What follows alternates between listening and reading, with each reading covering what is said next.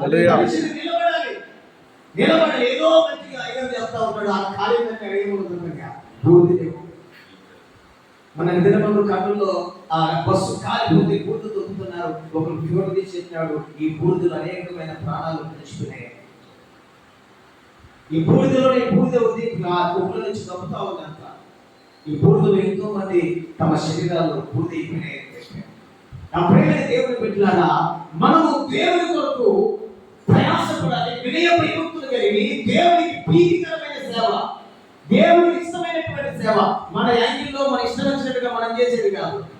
దేవుని చిత్తానుసారంగా మనం దేవుని సేవ చేస్తే ఆయన తప్పకుండా మనను వాడుకుంటాడు.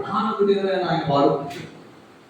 ఎవరికి వచ్చి ఎవరో అద్భుతాలు చేస్తున్నారు, ఆశ్చర్యమైన కార్యాలు చేస్తున్నారు, అందరూ ఆయన దగ్గరికి పోతున్నారు. యేసుకుని యోహాను ఏమంటాడంటే, తనకు పరలోకం నుండి అనుగ్రహింపబడుతుంటే ఎవరు ఏమీ చేయలేడు. మనకు పరలోకం నుండి అనుగ్రహించబడాలి. పరలోకం నుండి దేవుడు అనుగ్రహించాలి. దాన్ని మనం పొందుకోవాలి.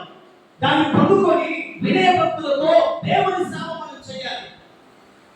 కష్టమైన, నష్టమైన, భారమైన, బాధ్యతైన ఒక భారం కలిగి దేవుడు కూతురుకునేటువంటి పరిచయం దేవుడు మనకి ఇచ్చాడు. ఈ పరిచయం మనం నమ్మకంగా దేవుని సేవ చేస్తే ఖచ్చితంగా దేవుడు మనకు ఆత్మను అనుగ్రహిస్తాడు.